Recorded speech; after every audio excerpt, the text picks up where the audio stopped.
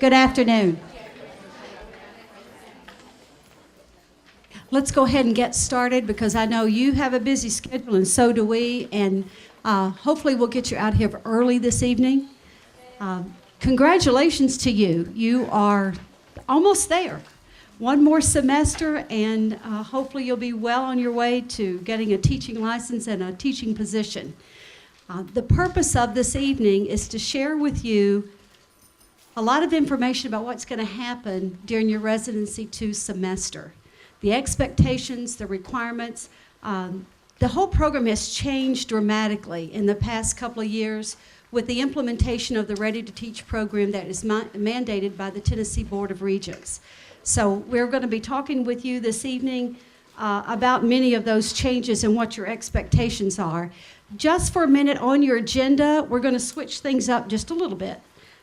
We're going to switch the 5 o'clock and 5:15 presentations because Dr. Helton will be doing an EdTPA remediation session this evening over in the LRC building beginning at 6. So we need to move her up on the agenda and get her out of here. Also, let's look at the second page. This is going to be very important for you because you need to mark your calendars now. This is your Residency 2 semester calendar. And if you notice, you need to be here on August the 17th. Keep in mind, this calendar does not mirror the university calendar, all right? You do not get the university fall break. You will do the fall break of wherever you're placed in the school system. So this is the calendar that you need to follow. This is yours, all right? So on August 17th, that's on a Monday, we will meet and we will tell you where. We bounce around all over campus depending on a venue that's large enough to hold all of us. And you're relatively a small group. There's going to be about 106 of you unless we get more graduate students into this program. But about 106. Currently, we have 182 student teachers out there or teacher candidates out in the field right now. So you are a smaller group. But April 17th will be your first full-day seminar. And folks, your attendance at seminars is mandated. It's mandatory. It goes into your grades. So please make sure that you don't schedule a honeymoon, which has happened in the past, or a wedding or anything else at that particular time. So just make sure you're here on campus. If you, and I don't think any of you will be living in a dorm then, but if you are, we need to know that because we have to get permission for you to move in early. And you would let Mr. Goodman, wherever he went, know that so that he could make arrangements for you. Then we give you a day off so that you can maybe go visit your school, introduce yourself to the teacher and the principal before you actually start on that Wednesday. All right? And on Wednesday, it begins. All right? And that is Wednesday, August the 19th. Now, your first placement will run through October the 14th. We have printed and looked at every school system that we work with, their fall break calendar, and they're all over the place. The majority of districts have a fall break October the 5th through the 9th. Many of them, it's the next week. For some of them, it's even the week after. What we have done this semester is extend the first placement 1 week, and the reason we did that is because of the EdTPA requirement. You all have heard about EdTPA, right? Anybody in here not heard of EdTPA? Excellent. Okay. I'm not going to lie to you. It's difficult. There's a lot of work for you to do. But keep in mind, it will help you be a better teacher. Because everything that you do in the EdTPA is exactly what you're going to be doing when you get into your own classroom and you go through the evaluation system and you have to write about what you're doing. You have to express yourself, why you chose certain particular teaching strategies for the group of students that you're teaching based on what your knowledge of those students. So just keep in mind, it is hard, but you can do it. We're going to get you through it. We haven't lost anybody yet, have we, Dr. Helton? No. And I will say this, and Dr. Helton's going to talk about EdTPA in just a minute, but you do have to make a passing score on the EdTPA. That's a mandate by the Tennessee Board of Regents. And currently, And I don't know if this is going to be the same for the fall, because I almost hate to tell you this. But the passing range, the total score is 75. There are 3 different tasks. Each task has 5 rubrics, and they're scored on a scale of 1 to 5. So it's 25 points for each task, so a total of 75 points. When they did the field test, Scale and Pearson did an extensive field test. They determined that 42 would be what they call a professional standard score. But if you apply the 1 standard deviation, it's a band between 37 and 42. This was the first semester that we were required to have a mandated passing score. So we went on the low end to see how well we were doing, so we chose the 37. Now, according to TBR, we have to start upping the ante, and we're going to have to start improving our scores. So I hate to tell you right now what the score is going to be in the fall. Most of the universities who implemented this a year before us, they went to a 39. Now they're moving to a 40, et cetera. So eventually we're going to have to get to the 42. We had 105 scores already that have been submitted back to us of the 171. We've got 171 scores back. We still have a few scores hanging out there.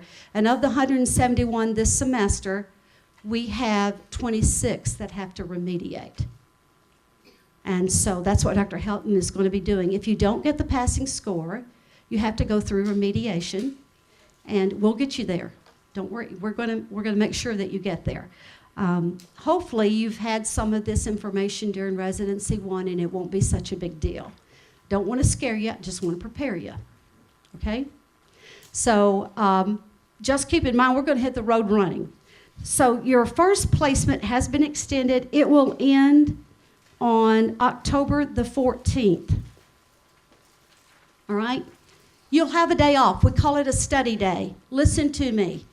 Schedule your praxis exams on your study days. Don't do it while you're trying to teach. You can't take a day off to go take a praxis exam. Now, you know that you've got to take the PLT, which is the Principles of Learning and Teaching. You're going to have your content exams that you have to take. Depending on your program area, you may have 1 exam, 2 exams, 3 exams. It all depends. All right? 4 exams, yeah. And they can range in price from a couple of $100 on up to like $400 or $500. Depending, if you just have to take 2, it's not that bad. You might want to start this summer, spread them out. The PLT, we have a very high pass rate. I think our pass rate is like 97% the first time that students take the PLT, and it's all about pedagogy. Your content praxis exam can sometimes be, some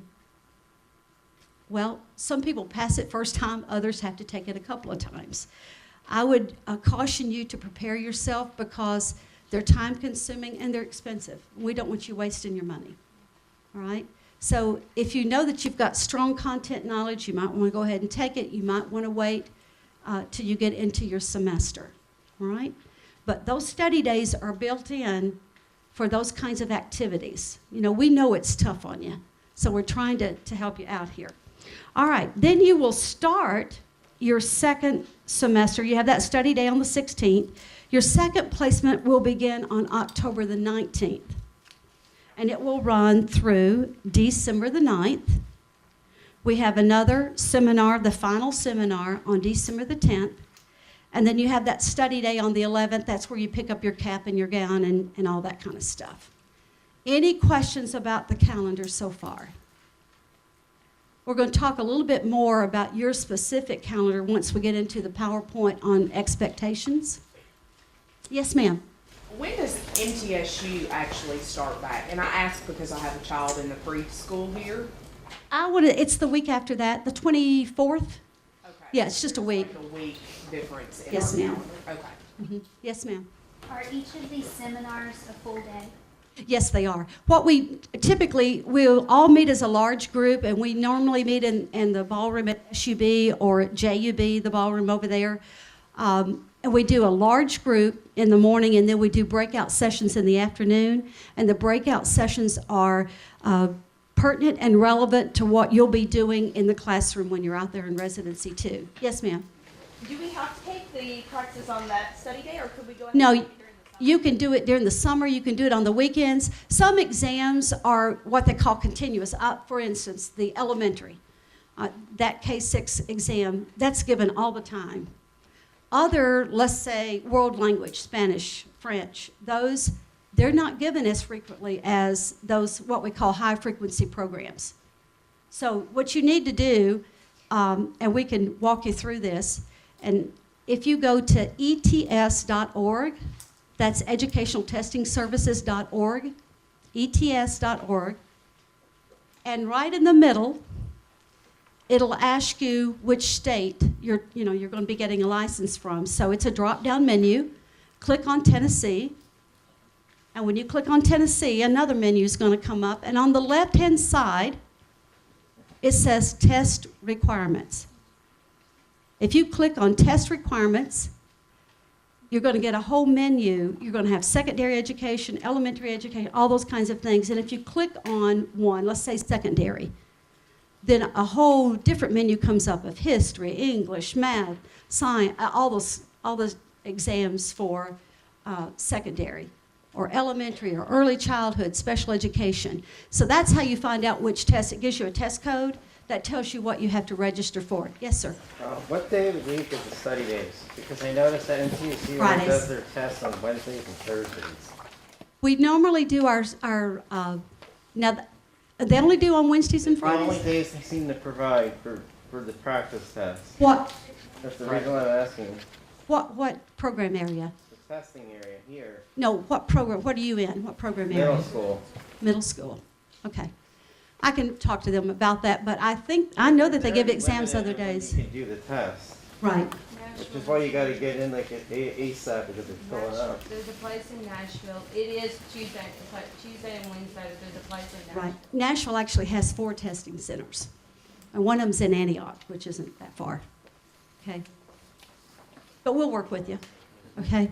All right. Any other questions about the calendar? Let's move on, and we're going to save the rest of this packet. Mr. Goodman's going to talk with you about that. I want to call your attention to one very important item that hopefully you picked up. You see this flyer here? It says liability program. You're going to think I'm just the bearer of all things bad, but that's not true. This is all about liability insurance. Every educator should have liability insurance because we live in a very litigious society.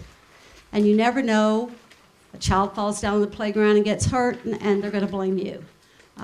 Something happens in the classroom with behavior, they're going to blame you, that sort of thing. You read about this all the time. Knock on wood. I'm in my 42nd year. Have been a teacher, a principal, worked at the State Department, and never been sued, so I guess I'm lucky. This information here is only one avenue for you to get liability insurance. You've heard of NEA. TEA is the Tennessee Education Association. They are the only one that have provided us with information. That's why you have this flyer.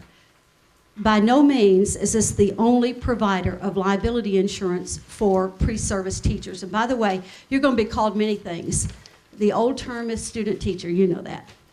Pre-service teacher means that you are in your career, you're not into the in-service yet, you're the pre-service teacher. And you're also a teacher candidate. This is very affordable. I think it's like $27, and it's good for one complete school year. And it would make you a member of STEA, which is the Student Tennessee Education Association, and they have their own membership. Now, you might want to talk to your parents about getting a rider on their homeowner's insurance. If you have your own home, you might want to talk to your insurance agent about that. There's other organizations that offer this. This is the only one that has provided us information, and it's the largest group in the state of Tennessee. Right now, it's not required, but it is strongly recommended that you get the liability insurance because MTSU does not cover you should something happen in the classroom. And the school system, because you're not an employee of the school system, their insurance does not cover you. All right, so this is just some added protection for you. So take this home, look at it. It is $27. And it makes you a member of NEA, TEA, and our local teacher organization as well. So you can read this. I'm not going to waste your time talking any more about that, but please know that we do strongly recommend it. Any questions so far? Okay, next up is supposed to be Miss Parisha Lyons, and she could not be with us this afternoon, so I'm going to share her information. How many of you got an email from her already? Very good. How many of you responded to that email? All right, if you have not responded to the email, you need to do so. This is probably the one area that causes more angst among our candidates than anything. And the reason being is that we cannot guarantee that you get your first choice of placements. We're at the mercy of our school systems that we work with. We typically work with about 26 different school systems. And it depends on who they have that is able and willing to be a mentor teacher, because we have certain criteria that the mentor teacher has to meet. You know, we just not going to throw you out there to just anybody. We want you to be with a high caliber mentor teacher. Some principals have rules that they only allow a mentor teacher to have a teacher candidate once a year or once every 2 years. When you get to a low frequency program, how many of you music? All right, instrumental, vocal. A lot of our school systems, especially our elementary schools, they only have one music teacher, all right? So if that person is kind of out of the cycle to have a mentor teacher, we have to go someplace else. So just keep in mind, we will do our very, very best to honor your first request. Doesn't mean we can guarantee it. Now, how many of you put Williamson County on your request list?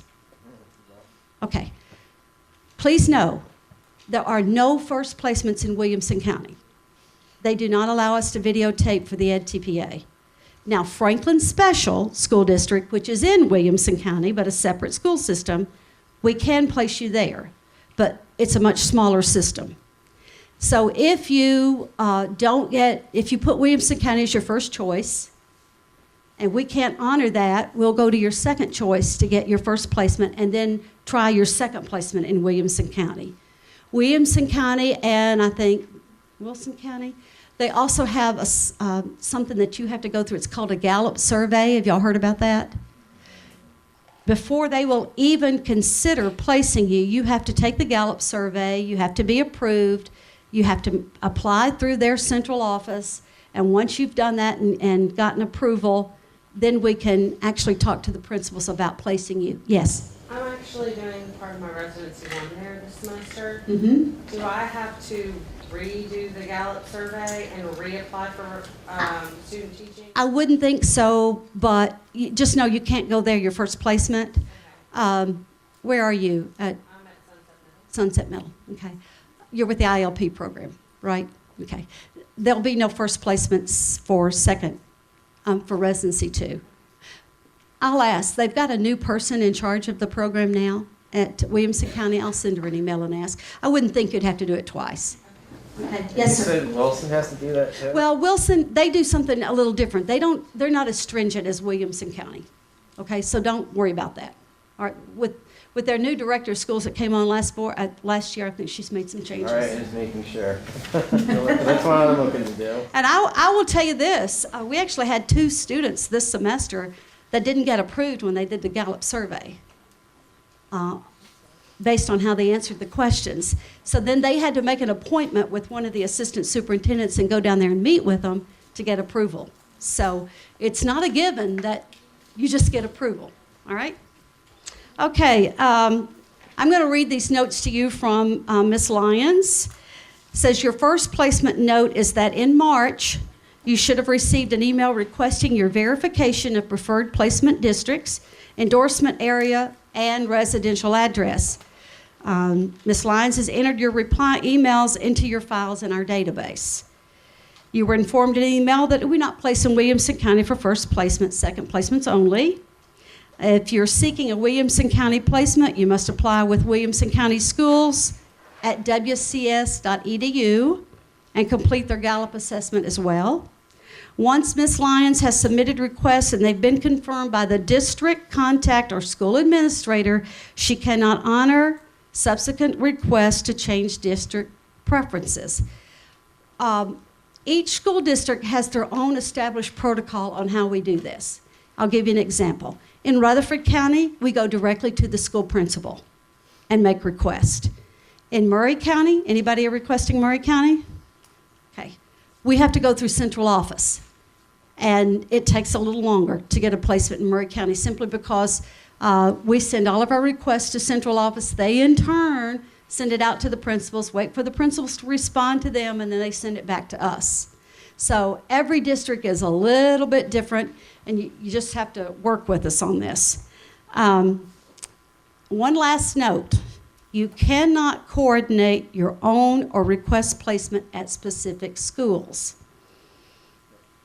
Sometimes we get students who go to a principal and try to coordinate their own placement.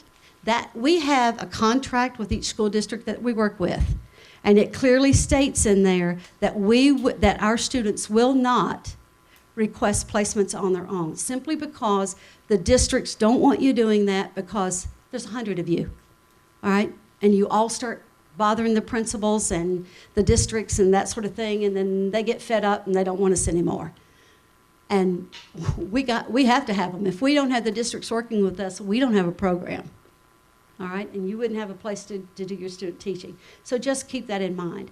Also, you cannot student teach or do your residency too at a place where you've got relatives working in the district. Or if let's say that you're a high school person, secondary person, and you want to go to a certain place and you graduated from there and it's not been 10 years. There has to be a 10-year lapse from the time that you graduated to the time that you can go back and actually do residency 2 there. Yes? You said you can't have relatives in the district or at the specific school? At that school. Okay. What about children, if your children are? No. You cannot be in the same school with your children. Any other questions?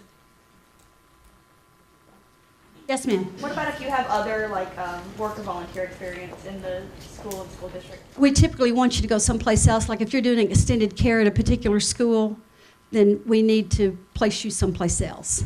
All right? Yes, sir. Ma'am, sorry. I had a principal ask me last semester if she could request me. She needs to send that request to Parisha, Ms. Lyons, okay? Some of you, and this is encouraging for us, many of you have done such a wonderful job with your Residency 1 program that I'll get emails from principals saying, hey, this person was dynamite. I'd like to have them come back for one of their placements in Residency 2. Well, typically it would be your second placement, unless, who's ECE, who's early childhood? You know that your first placement carries over into your second placement. I think we've got 2 of you that it will not because you're choosing a different district. Special education, who have I got? Oh, we don't have anybody this time. SPED also does that. Their Residency 1, ECE does 2 placements in Residency 1. So their second placement carries over into the first placement of Residency 2. So everybody ends up with 3 placements. You have a Residency 1 and 2 Residency 2, or 2 Residency 1 and 1 Residency 2. All right? So it just carries over. So any other questions? Don't be alarmed if you don't get your first choice. What we try to do, let's say that you have requested Davidson County, and we can't get a placement in Davidson County, and let's say that you live maybe in the Antioch, Brentwood area, that sort of thing. What we would try to do is get you a school, if we can't get it in Davidson County, in Rutherford County that is on that end of the county, like Stewart's Creek or someplace like that. We really try to minimize your travel. We're not out to get you. We know it's expensive when you do this. Any other questions? All right. Next up on the agenda, Ms. McCullough, you want to talk about licensure? Good evening. I think first thing, Ms. Lucia, you took mostly all I was going to talk about. The praxis, one thing that she didn't tell you about your praxis, I just want to let you all know, when you take your praxis, please keep up with those scores. Years and years on down the line, you're going to need those scores. You're thinking, oh, I've taken them, the state has them, MTSU has them. Not even ETSU. ET has them. They get rid of them after 10 years, the state after 10, and MTSU after 5. When you're moving, have your strong box that is fireproof. Keep that information in it. And move that first thing so you know where it is, because trust me, I get calls every day needing scores, and we don't have that information, and it will cause for you to have to take them over again. Nicole, let me add this. If you have to call ETS to get a duplicate copy, it's going to cost you $40. At least. That's what the price is right now. The other thing I want to talk to you about is your preliminary application. Mr. Goodwin,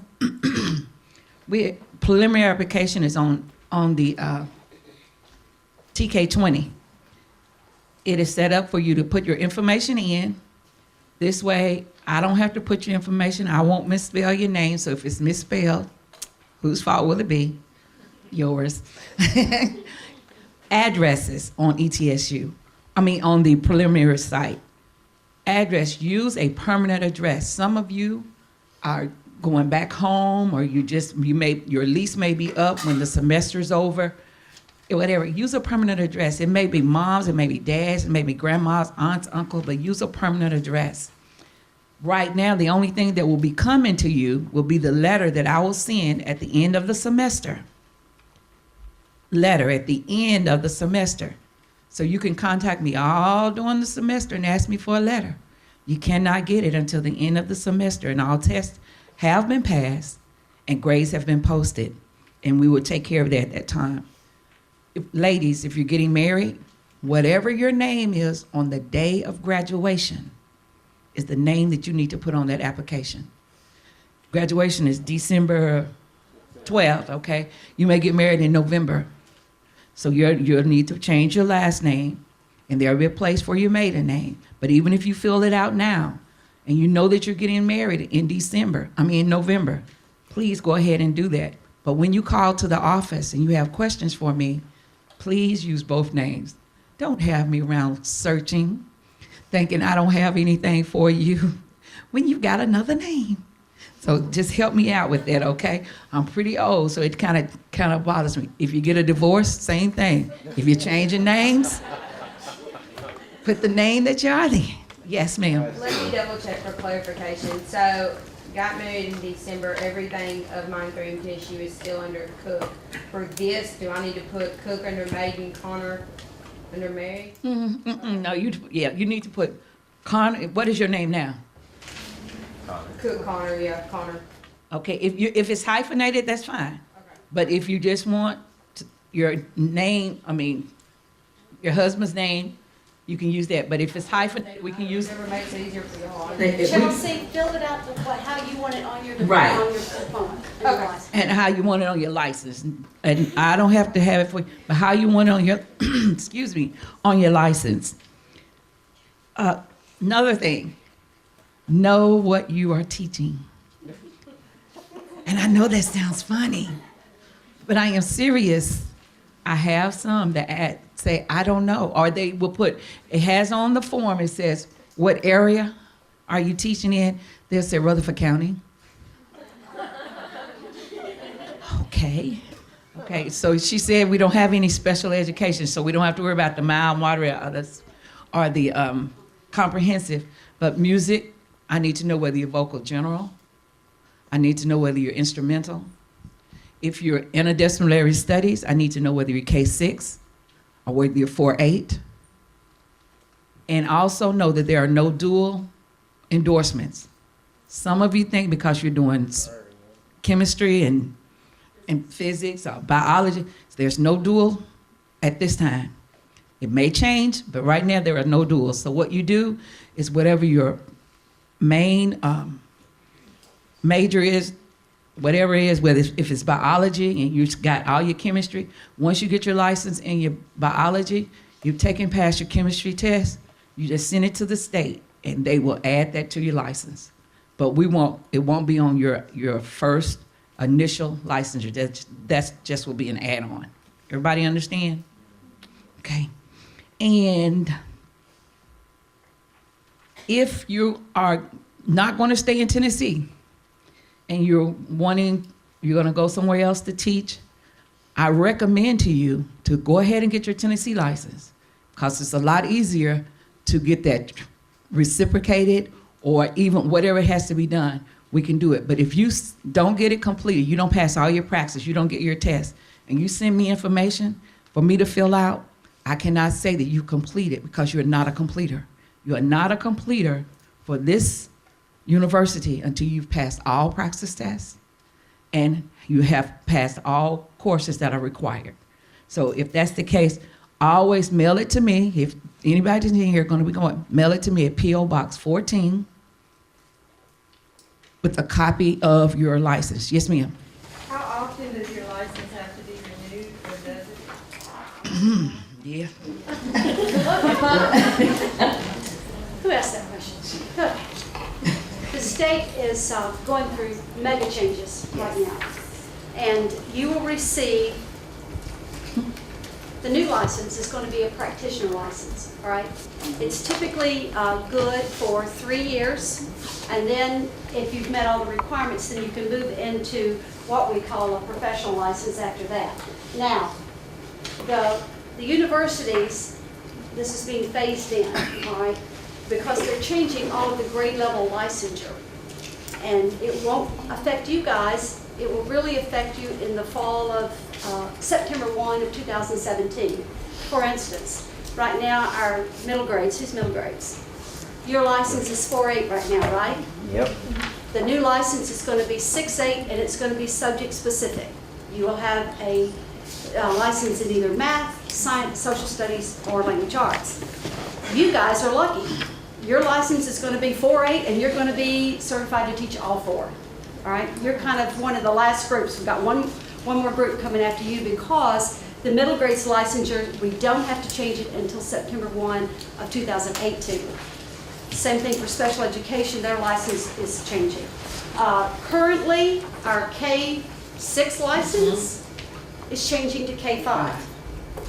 The 712 for all those secondary is changing to 612. All right? So you're one of the last groups that's going to get the old license. All right? I wouldn't worry about renewal right now. Let's get that initial license. That's all you need to worry about. Because by the time you have to renew, it may be different anyway. Okay? One thing that I want to tell you, okay, yeah, you had your hand up, I'm sorry. So I will not be teaching in Tennessee. I'm moving after I graduate, and so Chicago doesn't have a praxis. So I will do my praxis. I've already started on that for Tennessee. But is there any like service or help for someone who is actually moving? Like, can I contact you for help, or how do I go about? Well, you need to contact the state at which you're going to, and they will tell you exactly what you will need.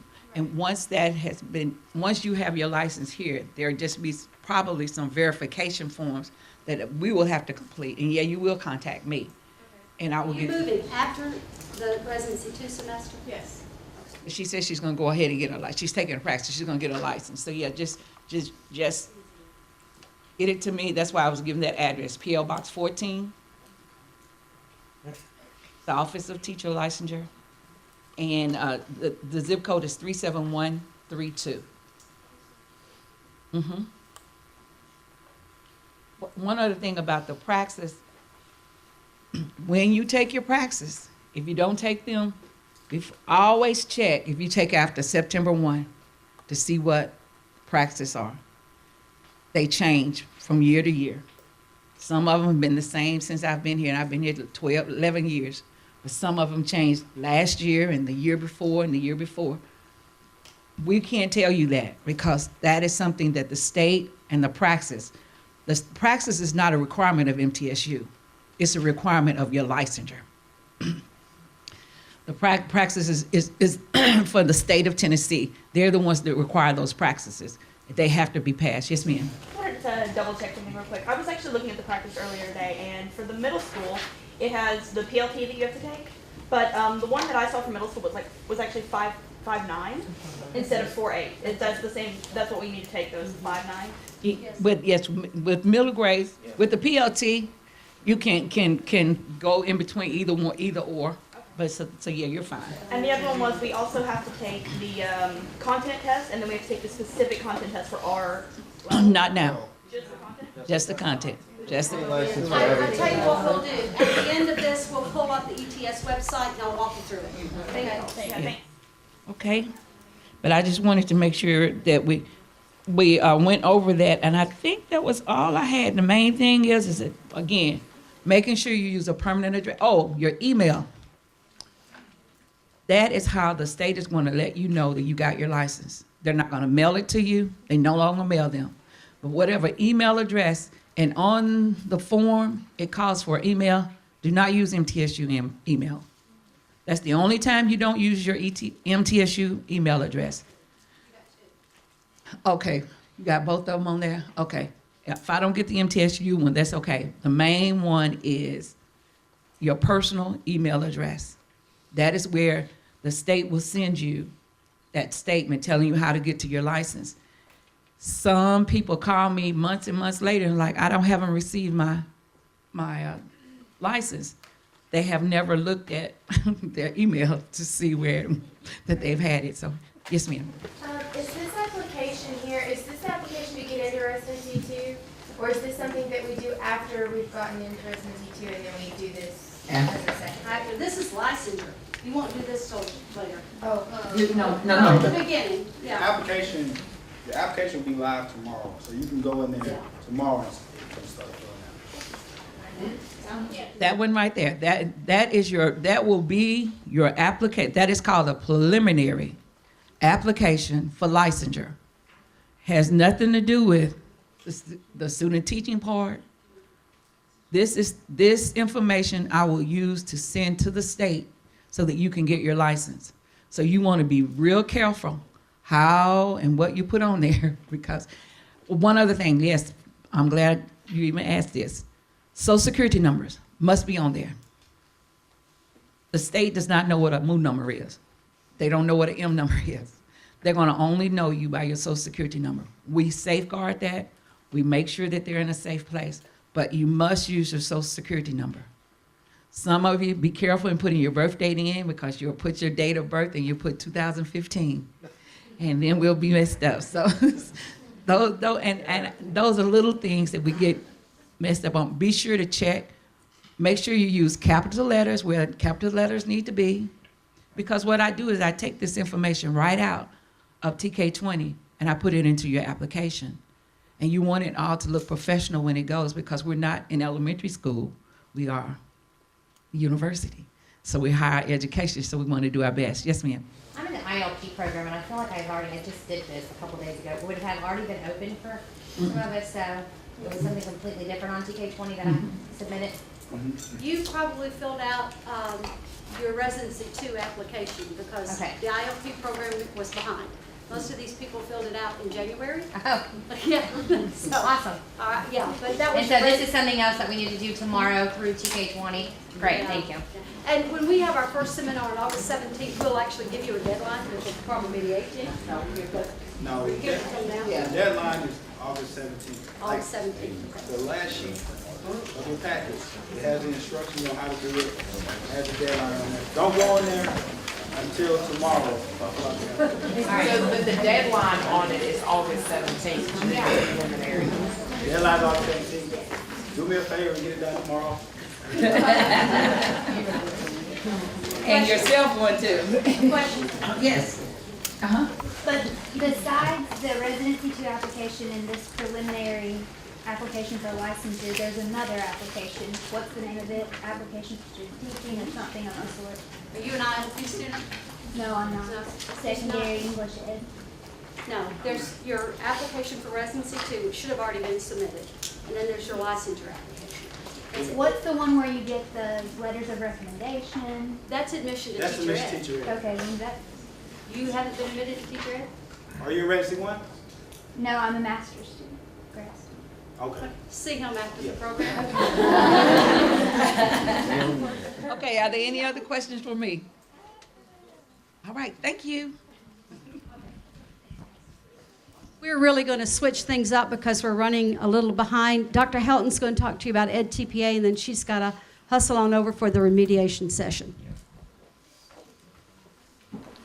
Okay, while we're waiting for Mr. Goodman to bring up the PowerPoint, let me talk to you about this handout that was given to you. This is an old handout, and I had not seen it until tonight. Oh, thanks.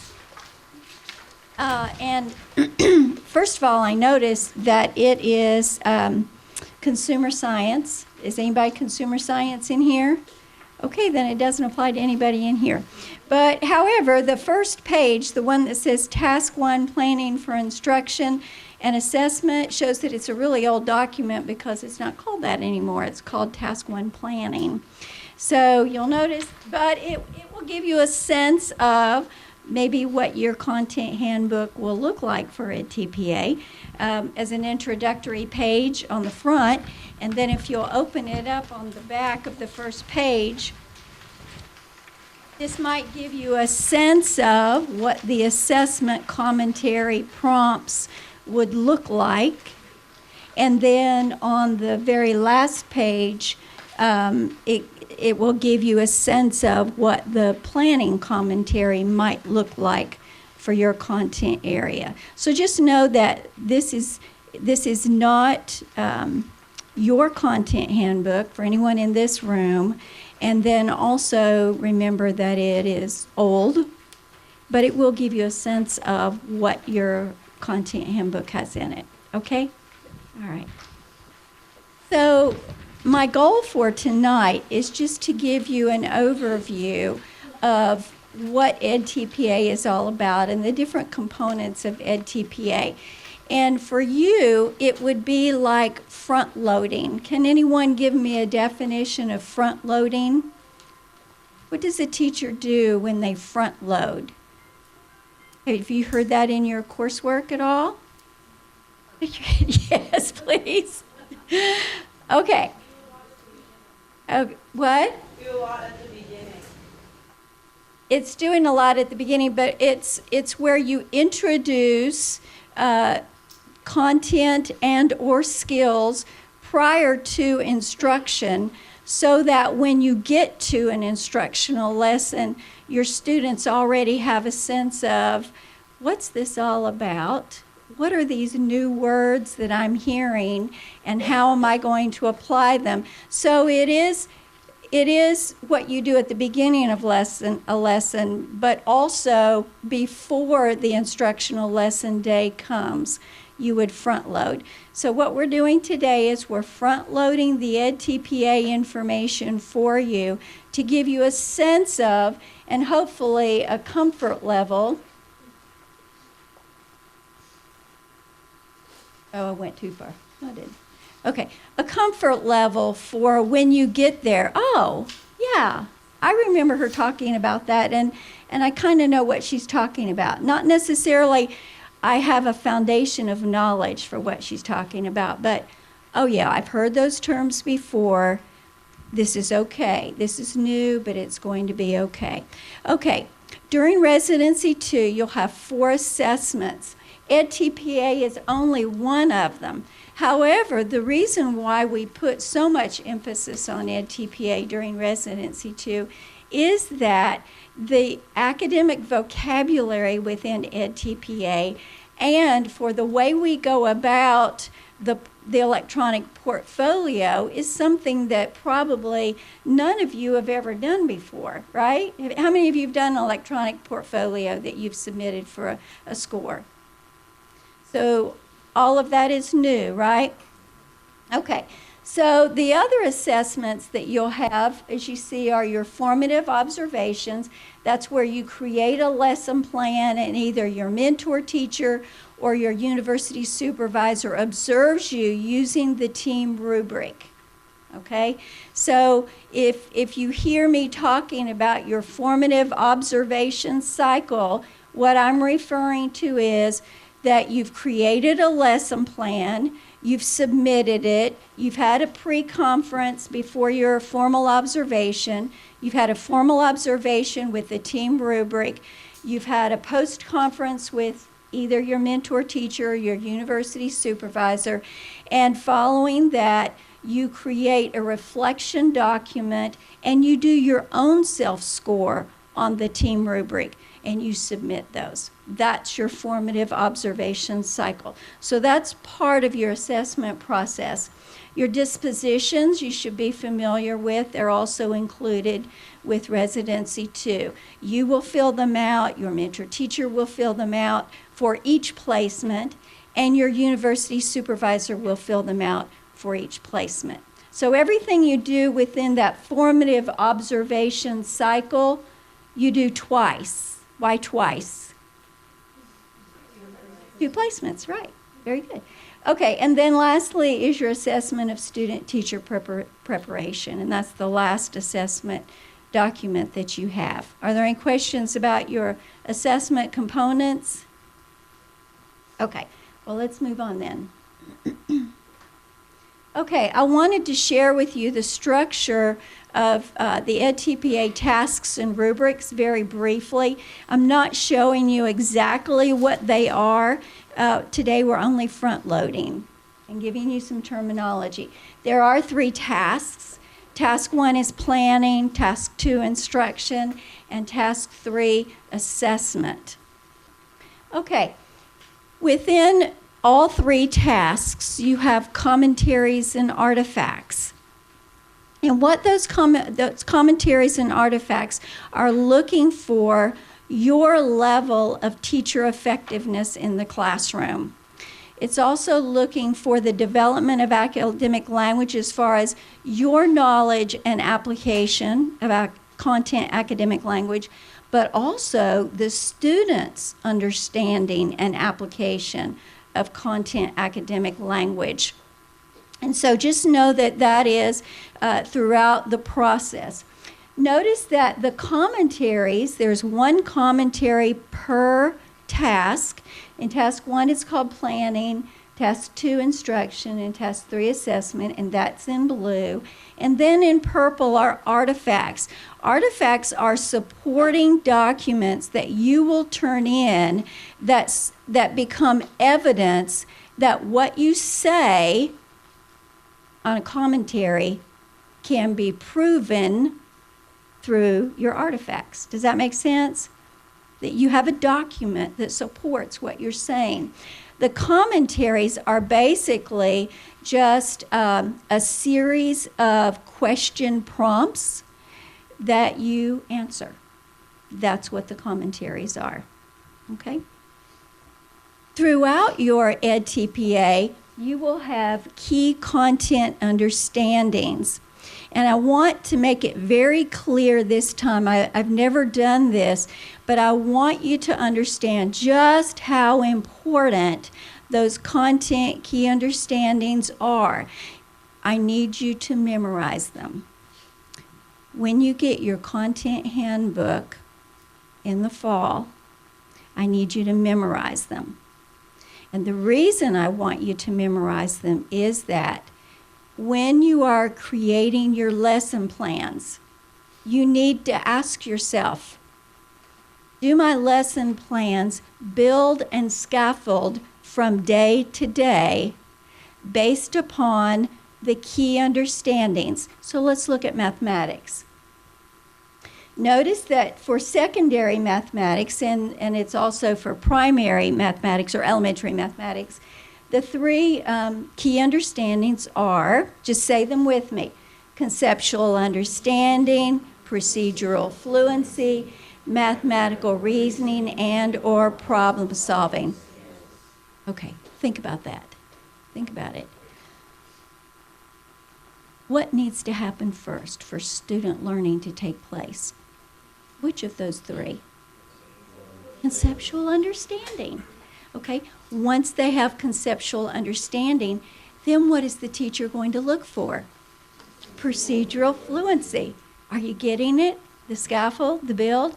Once they have conceptual understanding and students show procedural fluency, then where do you want to move? Into math. You want to move into that higher level, mathematical reasoning and problem solving. So you see, inherent within these conceptual understandings is your opportunity to build and scaffold your lessons throughout your learning segment. And your learning segment will be 3 to 5 consecutive instructional days, or is anybody going to be block? Do you know of? That if you're on a block schedule, then it would be 3 to 5 conceptual instructional lessons. Okay? So I want you to memorize those. They're not all posted up there, as you can see, but the same thing would be true. Look at secondary English language arts. Wouldn't you begin with comprehending and constructing meaning? And then once students have that content and skill set, they would then be able to use those to interpret and respond to complex text. See how they build? Okay, so memorize your key understandings because you're going to need to apply them throughout the artifacts that you submit for every one of your tasks. And within the commentaries, there are going to be key questions or question prompts that you will have to answer. And the scorer is looking to see that you were thinking about and designing and implementing instruction or assessment based upon the key content understandings for your subject area. Does that make sense? So they're really, really important. Now, before I move on, you absolutely want to align those key understandings with your standards and objectives, right? Okay, just want to make that point.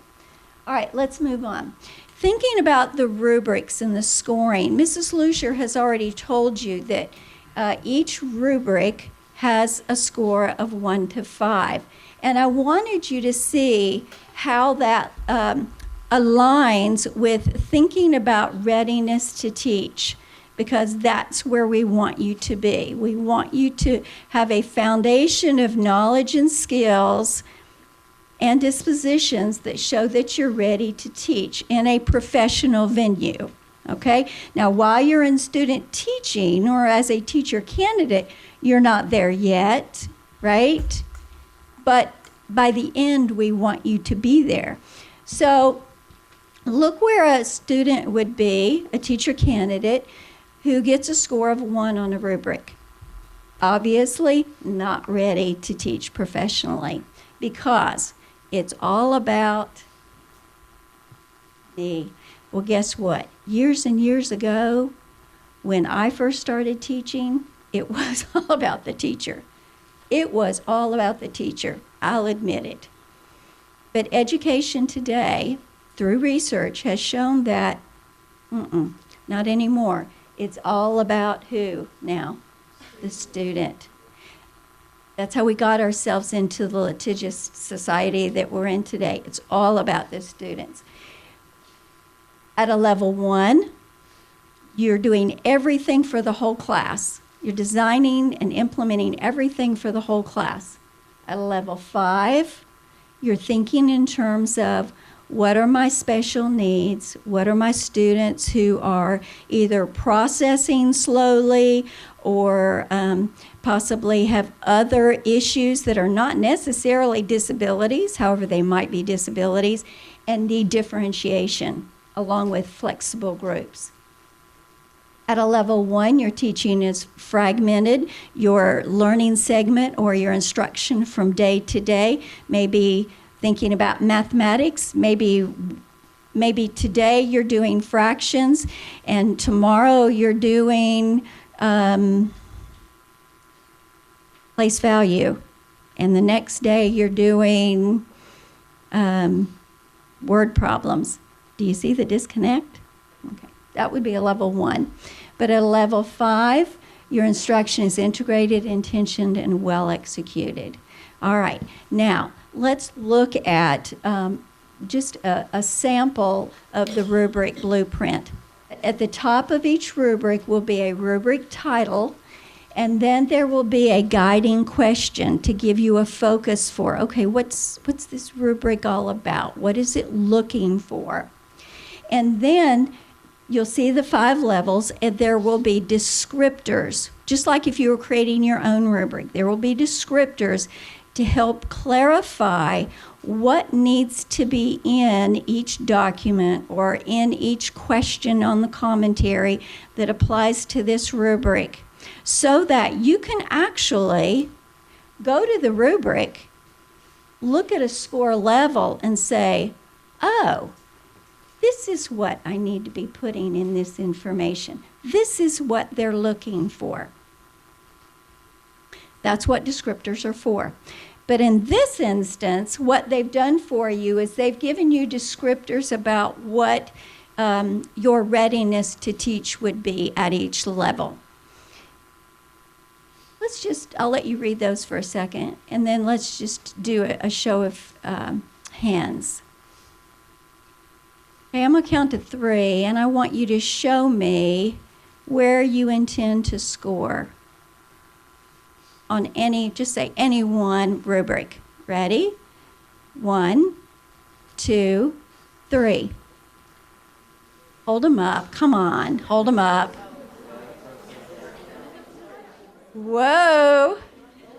Okay, look at that, Mrs. Lucier. I'm seeing a lot of 4s and 5s. Put them down. Put them down. Okay.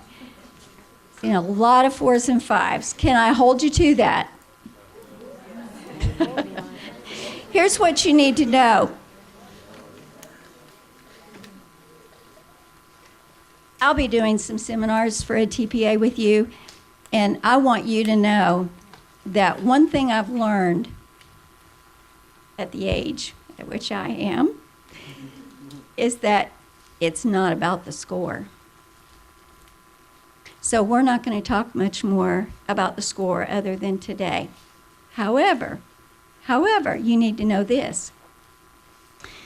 In whatever you pursue in your life, and right now it's teaching, you need to set a goal for yourself. And you need to put forth your best effort to reach that goal. Whether you reach that goal or just come close to it or miserably fail at it your first time, but then learn from those mistakes and improve upon them, that's what it's all about. It's about the learning process. And what this will allow you to do is be a good model for your students as well, as far as goal setting and doing your best work to reach your goals. So I think that's wonderful that all of you want to be at a place where you're able to apply a solid foundation of knowledge and skills, or be a highly accomplished beginning professional teacher by the time you're all done. That would be awesome. Okay.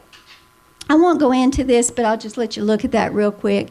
And again, that just explains what Mrs. Lucier talked about earlier as far as the scores go. But do note at the bottom where I put the stars, a thorough knowledge and understanding of the rubrics is one huge key to your success with Ed TPA.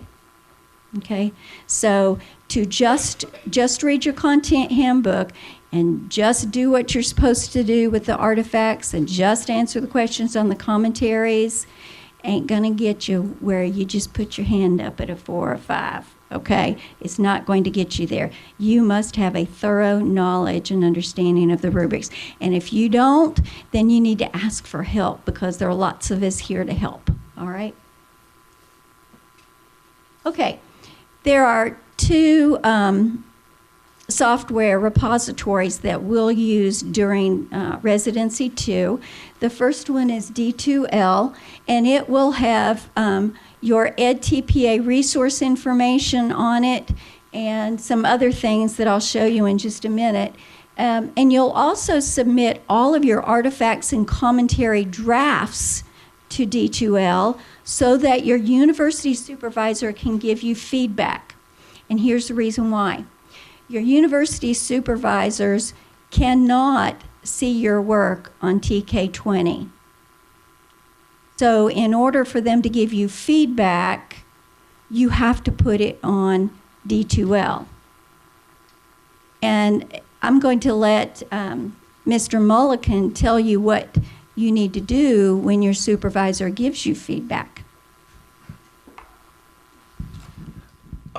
Be sure, guys, that whenever I supervise student teachers, all of mine are secondary, whenever you complete your first task, you put it on D2L, I will go on D2L, I will look at it, I will read it, I will make suggestions. We are limited on what we can do, but I can say things like, did you really answer to a, and then whenever that's on there, please respond back to me, thank you, if just a plain old thank you, but then go back to your task, redo my suggestions, read it, and then place it back on D2L so that I can see it for the second time. Then I look at it, I respond to that. If it looks like it's pretty good, then, later on you'll go back, re-examine it after you get everything completed and make sure that you're comfortable with what you've written. But please respond and take the suggestions that we offer. If you don't take the suggestions that are offered, then you're not using the resources that we have here available for you. And your university supervisor, of which Mr. Mulliken is one of your most prized possessions. So use them. The second software program is TK20, and that's already been mentioned to you, but the two tabs that you will use a lot are portfolio, and notice that only TK20 goes on portfolio or under the portfolio tab. Under the field experience tab, you will put all those documents that have to do with your formative observation cycles, and those are listed for you there, okay? And how many times will you do your field experience tab documents? Twice. And then lastly, your surveys that we mentioned, your dispositions, your ASTP, and then you'll have a survey where you will fill out an evaluation for both your mentor teacher and your university supervisor. So you'll do those at the end of each placement as well. Okay, here's an example of what D2L might look like. Notice that there are, on the left-hand side, there are a lot of different content areas listed there. I don't know exactly which ones will be listed with yours, but your university supervisor will supervise students probably in more than one content area. So whatever content areas you see listed are listed because those are the different students within your cohort group. Okay, and then notice that all of the resource documents that are listed there are for SPED, but yours will be your content area. And we won't load those until probably the first week of your placement, unless we get that information earlier, I don't know. But I'm going to introduce to you Dr. Robin Blackman, because she's going to be your go-to person for technology. Would you stand, Dr. Blackman? I didn't know if you were going to be here or not, or I would have said something to you. This is Dr. Robin Blackman, and she is our technology expert. So if you have any questions throughout the semester about TK20 or your videotaping, video clipping, she's your go-to person. I did want to show you a screenshot of what the portfolio tab looks like for EdTPA. And notice that on the far left, the first tab gives your content handbook. Middle school people, I need you to let us know once you have visited your classroom teacher. Are there middle school people over here too? Okay, just over here. Okay. And let us know exactly what you'll be teaching. If you're teaching in a 6th grade, you'll use an elementary content handbook, but if it's above 6th grade, you'll use a middle school content area handbook.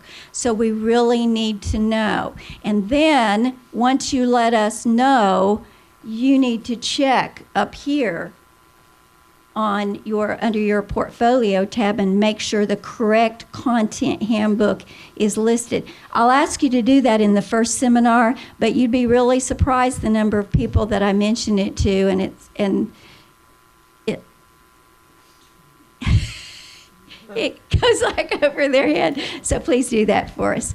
All right. Notice also that your content handbook is also available for you under the portfolio tab, and something called the TK20 Guide for EdTPA candidates, which you'll definitely use when you get ready to submit your completed portfolio.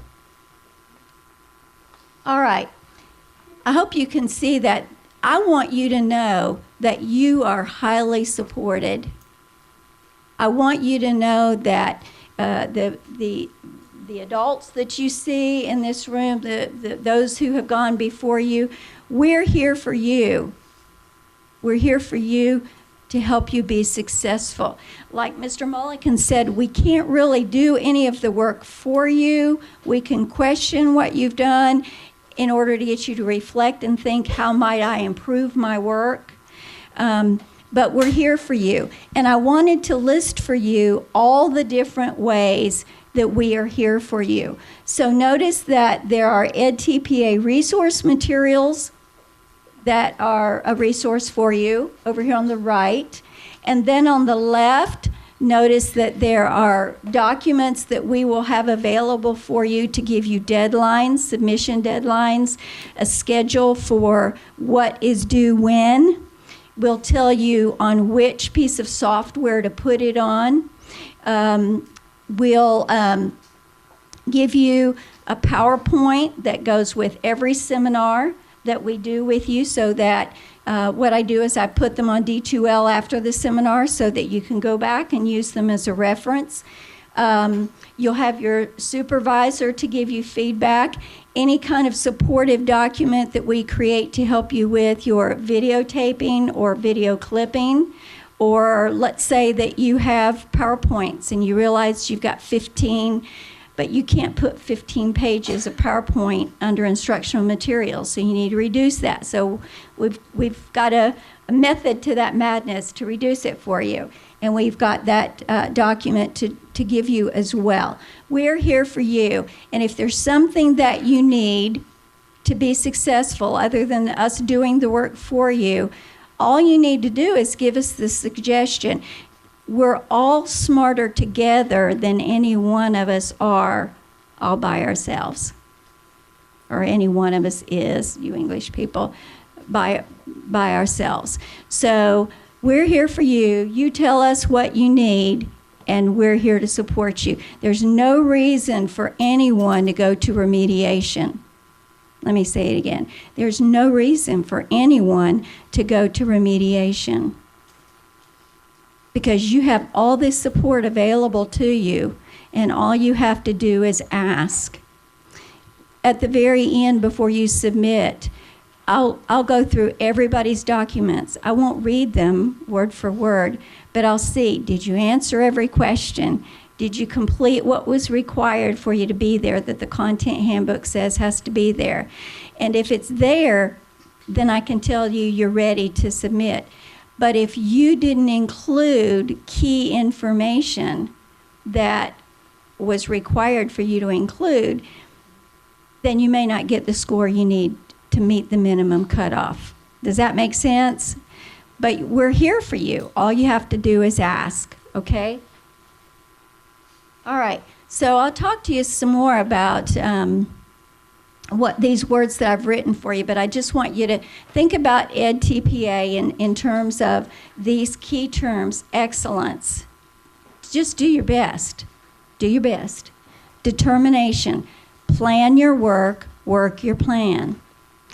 EdTPA is your part-time job when you get home from school each night. I'm being honest. So don't schedule other stuff. EdTPA is your part-time job when you get home from school. You'll be working on it every night, and you'll be working on it on weekends until it's over. So just get in that mindset. This is just the way it is. This is just the way it will be. And prepare your families. How many of you are married or have children? Okay, you need to prepare them. You need to tell them in advance. This is what they said today. This is what this Residency 2 involves. This is the time it's going to take. I need you to know that I have to have that time to do my best. But here's the deal. When it's over, it's all over, and I'm yours again. Okay? Seriously. We do that when we work on our doctorates, right? We do that when we work on our doctorates. We just say, I have to have this time, but I'm all yours when it's over. And then we just give them all we've got when it's over, okay? But prepare them so when it gets here and the complaining starts, you can say, this is only a short-term thing. When it's over, I'm all yours again, okay? So, determination, plan your work, work your plan. Timeliness, be on time. You have deadlines for everything. Turn them in on time. Seminars, be on time. Expect to stay the whole time. How long do we have to complete EdTPA? Well, you do it within your first placement. It's all done within your first placement? It's all done. That's why I said it's very short term. Very short term. Yeah. You can do anything for like 8. Unless you go into remediation and you don't finish within the first placement. Okay. Perseverance. You know that children's book about the little engine that could? Perseverance. And he never gave up. He kept saying, I think I can, I think I can, I think I can. Okay, that's the kind of perseverance I need you to have. I think I can, I think I can. I'm not going to give up. This is short term. I can do this and do it well. And then your attitude is, I can do this. I can do this. And you can do this. You've been well prepared for this. Okay? Thanks for your time and attention, and I will see you again in the fall.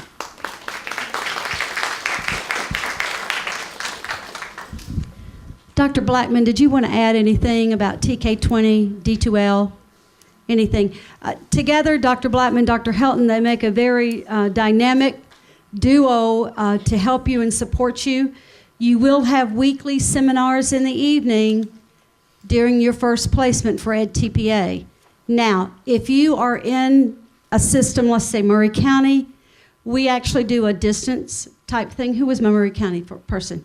They've been doing a video conferencing at Columbia State we do some Google groups as well to help you. Our Old Dominion person is going to be in Virginia. Yeah, so we do Google groups. We try to accommodate your needs, so don't worry about that, okay? Google account, a Microsoft Outlook account, and go ahead and get Google Hangout, and I'll just do that. How many nights a week are the seminars? One? Only one? One. We divide you by program areas so that it's all about collaboration. It's what teaching's about. So we'll do it by program areas and by supervisor. Okay, we're going to have to hustle real quickly. Quentin is going to talk to you about 2 very important things. One is, I think, graduation, and the other is about, anybody got a deficiency letter yet? I haven't got it yet, but I have a deficiency. Don't panic. He's going to get you through it.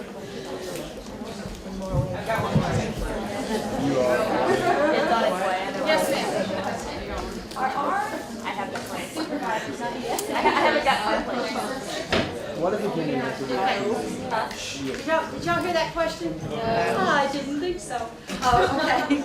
She asked about supervisors. No, you will be assigned a university supervisor. All of our university supervisors are former teachers or administrators, all have master's degrees. And so we typically assign them by geographical area. My Murray County person we've got people that live in Murray County that work with us, Lawrence County, different counties around. So if you're a K-6 person, you're going to have a K-6 expert, all right? Okay.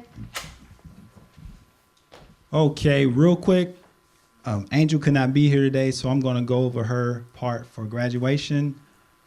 Most of you guys hopefully have already turned in your intent to graduate form. Is that mostly everybody? So don't worry, I'm going to go through this very quickly, but I will email you all the PowerPoints and everything went over tonight, so you'll be able to go through it. So your upper division forms need to be signed by your advisor. Your intent to graduate form need to be filled out with your graduation coordinator. The deadline is April the 17th, but most of you should have already had that submitted. But if you haven't got it submitted, you need to submit that to Angel Bowman.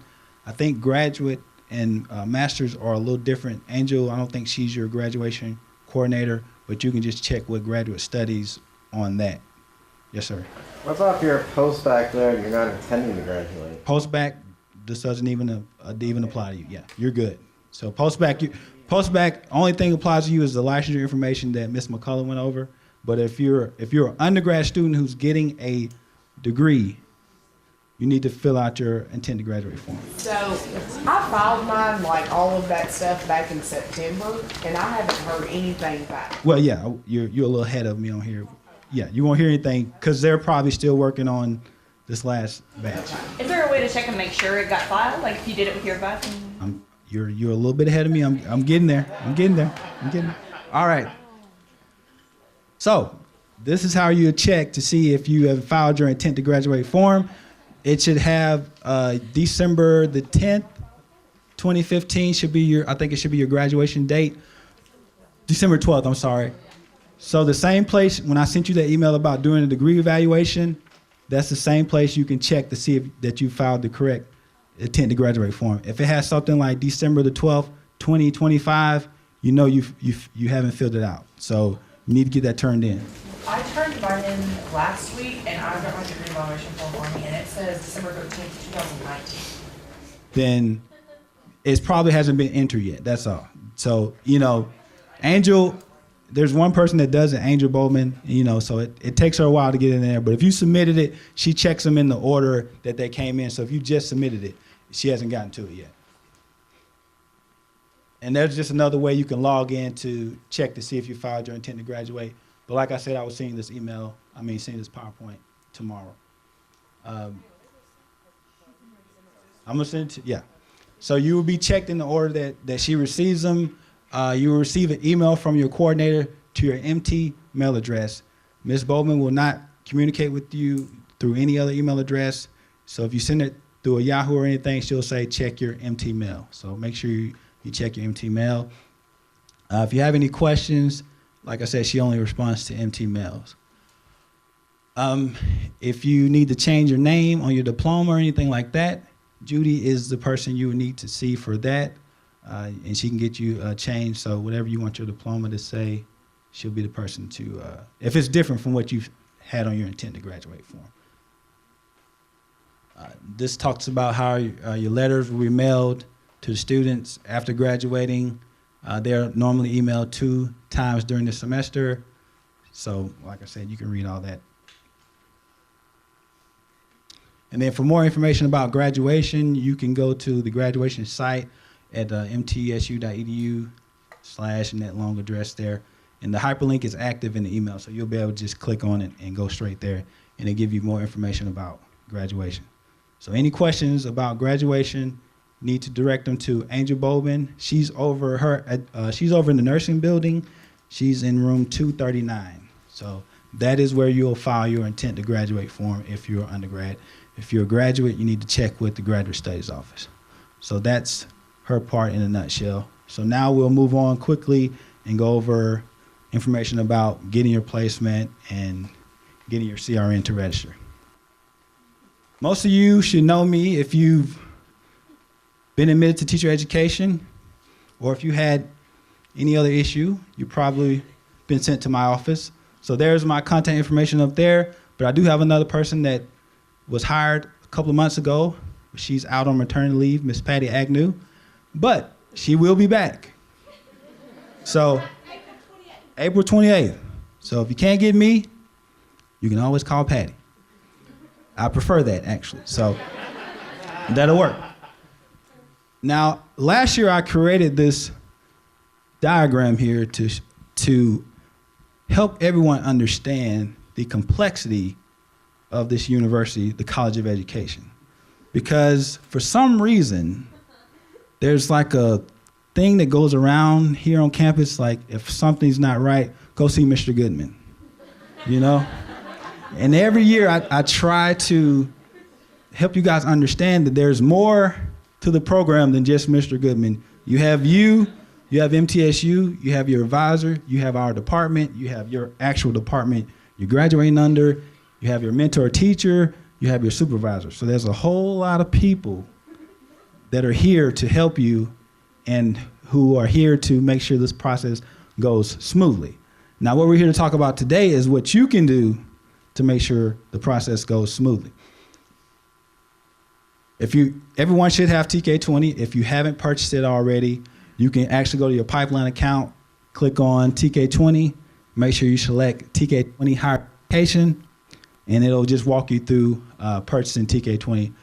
Everyone needs TK20, whether you're a graduate or undergraduate. Most of you should have it if you apply for, that's the only way you could apply for your residency too. That's just another form telling you how to check do a degree evaluation. Now, I sent out what your next steps email where it listed you need to do a TB test and all that kind of stuff.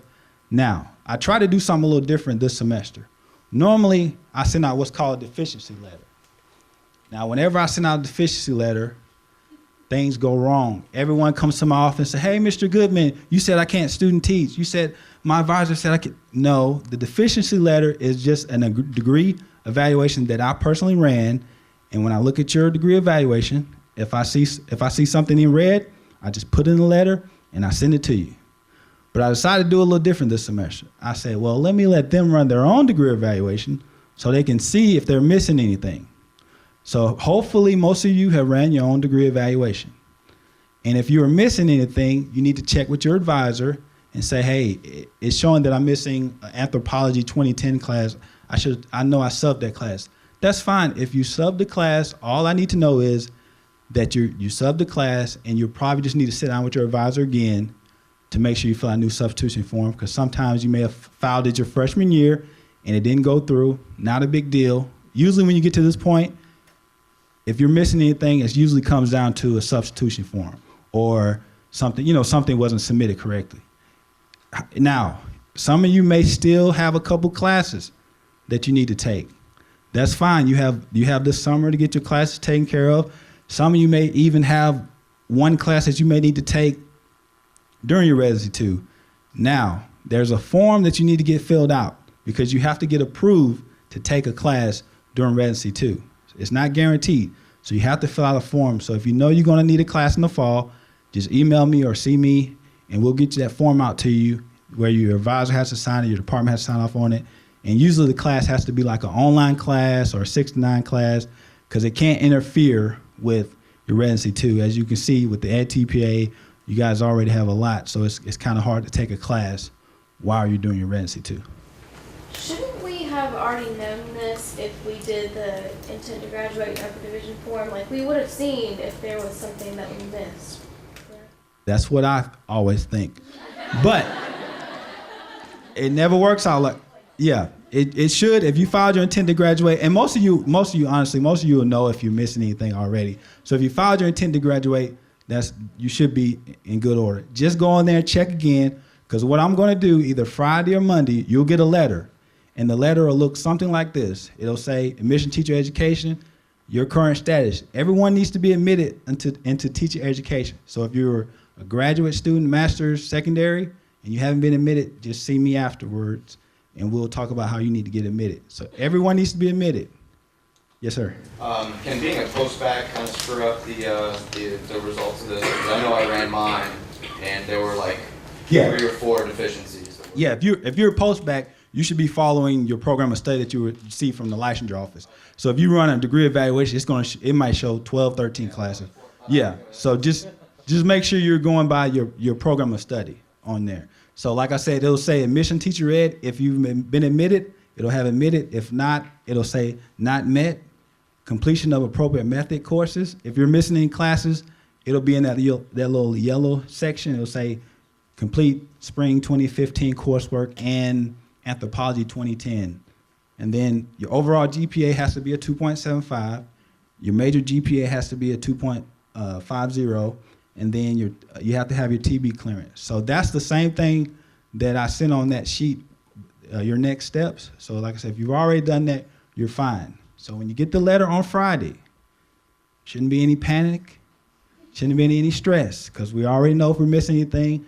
And like I said, the beautiful thing about, you guys have the summer to clear up any coursework that you may be missing. So you just don't worry. If you made it this far, 99% of the time, like I said, it just comes down to some paperwork got screwed up and we just have to submit some new substitutions. Any questions about that? Now, I have, because I'm middle grades math, and so, those work on our classes rotate out. Mhm. And I missed the one that would be offered in fall, so I'm subbing this summer for pre-cal. So I will take pre-cal this summer, but the sub form will not be in. So when mine comes in, it's gonna say I'm missing that course, but then Dr. Winters is subbing it for pre-cal. That's fine. So will the substitution form have to be in prior to me being able to get my code and stuff? Well, you'll have it cleared up by the end of the summer, right? Well, yeah, I'm taking it this summer. Yeah. So When does pre-cal mean? Is it May, June?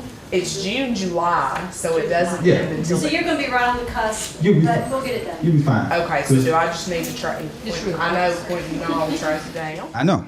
So I'm going to tell you right now, all you need to do, just shoot me an email, say, hey, Dr. Weeks is going to sub this class. And usually Dr. Weeks is real good about sending me an email anyway saying, hey, I sub this class. So Dr. Winters, I'm sorry, Dr. Winters, you'll be fine. Any other questions? And call the lady that's on maternity leave instead of him. She'll be back by She'll be then. Call her. But unfortunately, she's new, so she'll probably transfer you to me. So Now, do you work this summer? yes. You might tell her that. Does that check our highly effective area too? Do not worry about Yeah. that right now. Our concentration? Talk about hard qualified. That's a licensure. Okay, moving on here. If you look, it's not on my slide, but if you look in your packet, you should have a sheet that says it's right after the prerequisite letter. It should be a sample placement letter.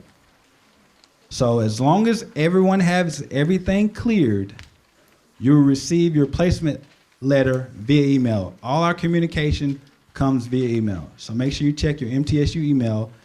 These usually go out around the second week of August. So you'll get your placement letter in the mail. Now, I know some of you want to know your placement today. Unfortunately, we don't have it. So it's going to be around the second week of August. Now, if they're in before then and we have everybody clear, we'll send them out then. But in most cases, it'll come via email the second week of August. And when it comes to placements, placement coordinator, Ms. Lyons, handles placements. Once she gives me the go ahead to send them out, I send them out. I don't even look at them before then. So if you stop by my office and say, hey, can you check them out? I don't know. So second week of August, that's when your placement goes out. So if you move on to the next letter, your CRN, you will receive another email with your CRN to register. Once you receive that CRN, you need to go online and complete your registration. That CRN will come via email.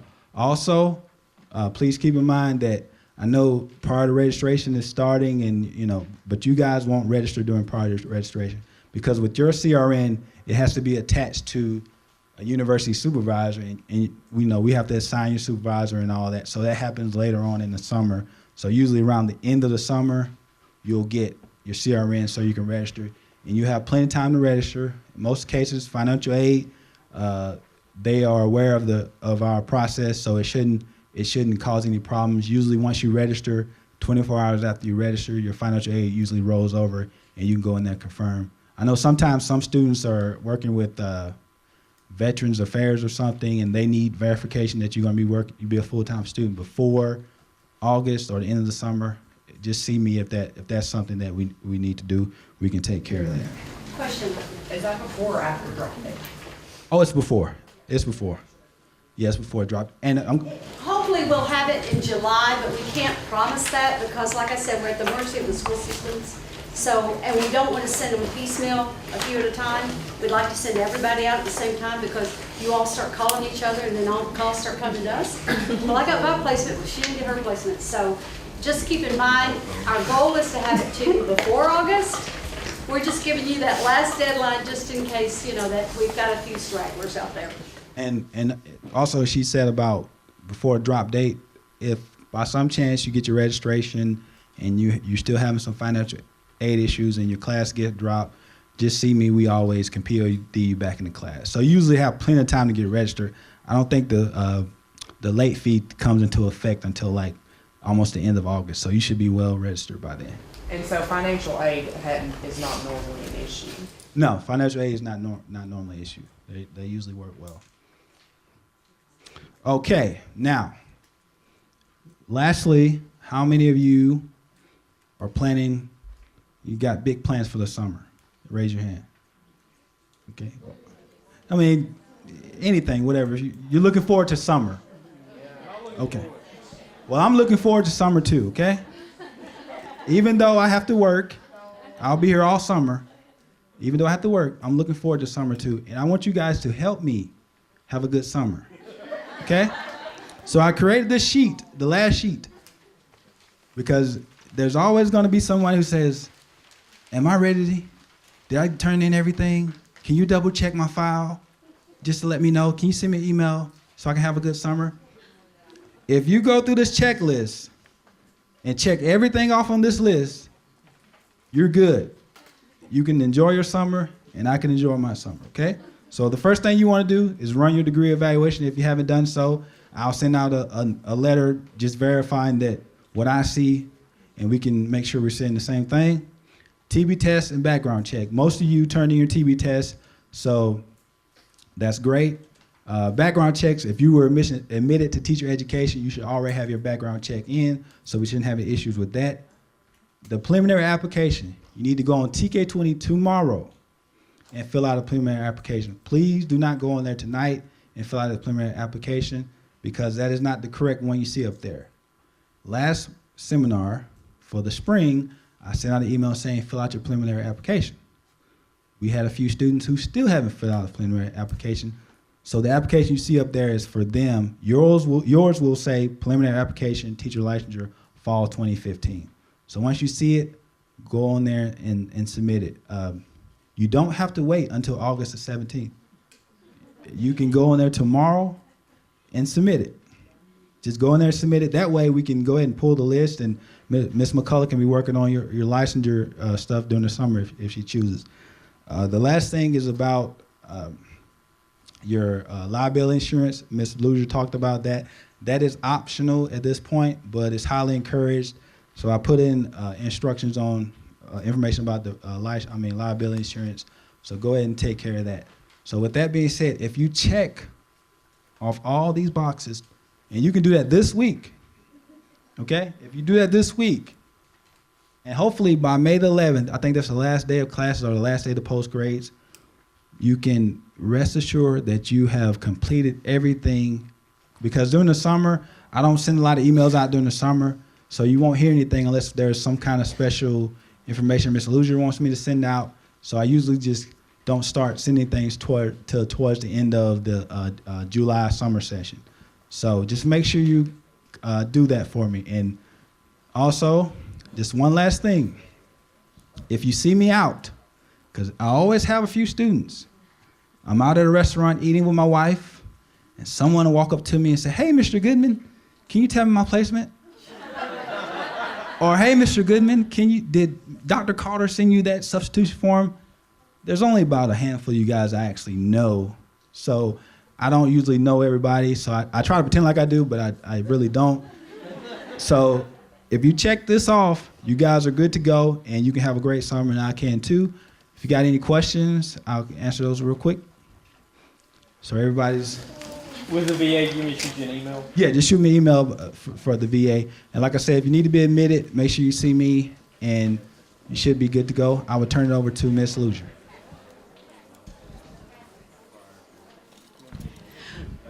Because we're running short of time, we're going to skip on what not to wear. It's really about professionalism. If we've got time, we'll throw it in at the end. So we're going to move on to your program expectations.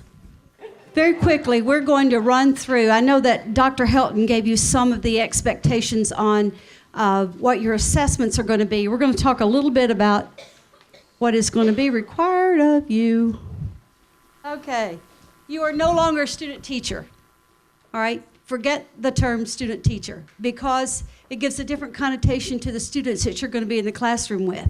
We get this feeling that, well, they're just a student themselves. What do they know? And so the new terminology that you're a teacher candidate. You are another adult in that classroom. You have chosen a profession that sets you apart from a lot of other professions in that you are a role model for the students that you're going to be working with, and they're all minors. All right? Very important. Professionalism is key in what you're doing. It's, as Dr. Helton said, it's no longer about you, it's about the students that you're teaching. So don't call yourself a student teacher. You are a teacher candidate. You are a teacher in practice. Okay? What are the expectations? We have branded ourselves, and we have this nice big poster that says aspire to teach. In fact, I think, Quentin, someone loaned it. It's at the Capitol. Is that right? Because they're doing, MTSU is at the state Capitol on Higher Ed Day, and so they took our posters. We want you to be the best that you can be. So you're going to be hearing a lot about aspiring to teach. And so what do we mean by aspire to teach? Well, it's about accountability, and you will be held. I think you've heard a lot tonight. You're going to be held highly accountable for what you're doing. We want you to be successful in all that you do. You're going to have to be a professional because you have chosen a career that's all about professionalism. And it's about integrity. How many of you have children? A lot of you.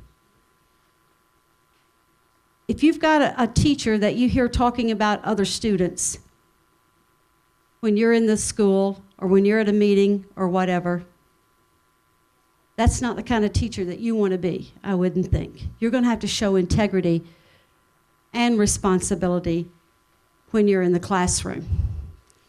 And it's all about your evaluation, which we want it to be excellent. So we'll talk about that in just a minute, but keep in mind that that's what ASPIRE stands for. We want you to be the best and most effective teacher candidate and professional educator because our students need you. When you think about being a college student, that's probably going to end the semester. Don't think of yourself as a college student anymore. You are a professional educator in practicing. All right, accountability. What about accountability? While you're in Residency 2, you are allowed 2 excused absences. If you have to miss more than twice, we'll have to modify your schedule and make up some time. We can use the study days to make up time, or we tack it on at the end. Like right now, I have a student that just got out of the hospital. It wasn't her fault. So typically, she's supposed to be finished here in, May the 7th. But school goes on until like May 20-something. So we're having to add, she's going to have to stay on. She'll get an incomplete for Residency 2, and then she will have to continue until she completes the number of days. The state requires that you do a certain amount of time, a minimum of 15 weeks. And that doesn't include, that 15 weeks doesn't include all the breaks that come in there. All right, punctuality. You can't be tardy. You have to be at school the same schedule as your mentor teacher. If your mentor teacher has morning bus duty, you have morning bus duty. If they have afternoon bus duty, you have afternoon bus duty. You follow their schedule from start to finish each day. All right? Yes? My mentor teacher, I'm in EC, so I go to my next placement at the same place. Mm-hmm. She is there from 6, because they start at 7. Mhm. She's there at 6 a.m. Okay, I can handle that. She stays till 7 p.m. We'll talk about it. We'll look at what is required of the teachers in that building. All right, and because you're going to have to be there. Teachers don't, if a student is there 8 to 3:15, that means teachers are usually there 7:30 to 3:30 or quarter to 4. So we'll look at that. And it always comes up, what if my mentor teacher is a coach? Do I have to go to practice every day? No, you don't. You don't have to go to practice. But we do recommend that you go to school events, ball games, dances, concerts, whatever is going on, you need to be there. Yes? Some of us here are like world language, Mhm. and I know that some of the teachers that I have observed have the target language that we're focused on, and then in the middle of the day they teach a different language, and then they may or may not come back to the target language. We'll have to look at your individual schedule. There may be another teacher in that building teaching the language. Are you Spanish? Is that what you are? No. German? Probably not. We'll look at your schedule, okay? But you've got to understand, even though you get a license in a particular area like German, they allow you to teach 2 sections of one course outside of your licensed area. So that might be what happens with your German teachers.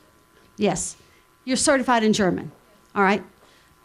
They need a teacher to teach a course of freshman English, all right? You would be certified to, not really certified, but you could teach 2 sections of one course, not 2 courses. You could teach a freshman English, the same course, 2 sections outside of your licensed area. And that's typically just secondary, okay? All right, seminars. Folks, you gotta come. It's part of the whole program, the process. Your EdTPA, the 3 major seminars that are on your calendar, you gotta be there. Your schedules, you follow the school schedule, not the university schedule. So if it's an LEA, do you know what LEA stands for? What does it stand for? Local Education Agency. It's your school system. Know it. All right, LEA. So on vacation, snow days, you only get 1 spring break. That should say fall break. Wilson County, he's going to Wilson County. Wants to. They have a 2-week fall break. You only get 1 week. So we have to work with your schedule. I have a couple of supervisors who just do Wilson County, and they're going to work with you. And they typically may have you start early. Or if you're going, are you doing both placements, requesting both placements in Wilson County? And I don't know if they're doing an intersession. Some school systems will have a 2-week break, but they have an intersession where it's an optional school for students. And if that's the case, you are required to do the intersession. But we'll look at your individual schedule, all right? Daily, you got to observe the same schedule as your mentor teacher, okay? Success. You are graded right now on pass-fail. You may be the last group that's graded on pass-fail because it looks like we're moving toward a grade, the same thing as you get for your classes, and you have to have a B in order to move on. So right now, it is pass-fail. If there is an issue while you're doing your residency too, oh, by the way, let me back up a minute. Dr. Helton talked about the handbook. Her references were in regard to the EdTPA handbook. If you are elementary literacy or elementary math, they have handbooks. If you're world language, you have a different handbook. If you're performing arts, you have a different handbook. If you're visual arts, it's a different handbook. There's like 27 different handbooks in EdTPA. That's different. You are also going to have a Residency 2 handbook that we will send electronic copy to you. It's too expensive to print it all for you because it's 90-something pages. And it has every form that you need. All those things that we listed earlier, it's going to have everything in it for you. all right? There's a problems and concern form. If there is an issue, you're tardy, absent, not prepared, whatever it might be, your mentor teacher and or your supervisor will fill out a problems and concern form. If I get a problems and concern form, I'm going to come visit you at your school. And we're going to set an improvement plan in place. If the improvement plan is successful and you tend to show improvement, nothing else will happen. If you do not show improvement, then we move to remediation. If we move to remediation, you are removed from student teaching or from Residency 2. You must remediate the rest of the semester and try Residency 2 again the following semester. This happens every semester, and we don't want it to happen, all right? So if you just do what you're supposed to do, this isn't going to happen, all right? Professionalism. You're going to have a lot of rules to follow. It's just what education's all about. When you chose to go into teaching, it is a profession that has a lot of criteria with it, all right? You've got your individual building rules. You've got your district rules. You've got MTSU rules, all right? There's just a lot of things you've got to know. I recommend that when you get your first placement and you go, one of the first things that you have to ask for from your mentor teacher is the teacher handbook. In the teacher handbook will be things about the dress code, about absenteeism, about who you call for a substitute, all of that sort of thing, all right? So ask for that teacher handbook. So just keep in mind that you have a lot of rules to follow. Your conduct, you got to be professional, ethical, and you've got to be moral. And we're going to talk about some of those things that get teachers in trouble. Yes? Back to remediation. Does remediation and TPA mean the same thing? Or? No. Remediation for Ed TPA. For instance, I'll walk you through that. Right now, we have a few students who have to remediate. Some are just remediating the planning task. Some are remediating the instruction task. Some are remediating the assessment task. And we have one candidate who's doing all three.